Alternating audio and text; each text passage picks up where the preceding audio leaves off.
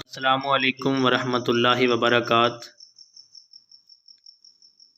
حضرت عائشہ رضی اللہ تعالی عنہ نے بیان کیا کہ حضور صلی اللہ علیہ وآلہ وسلم ہر رات جب بستر پر آرام فرماتے تو اپنی دونوں ہتھیلیوں کو ملا کر قل هو اللہ احد، قل اعوذ برب الفلق اور قل اعوذ برب الناس تینوں صورتیں مکمل پڑھ کر ان پر پھونکتے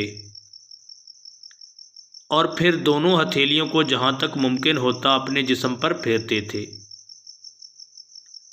پہلے سر اور چہرہ پر ہاتھ پھیرتے اور سامنے کے بدن پر۔ یہ عمل آپ 3 دفعہ کرتے تھے۔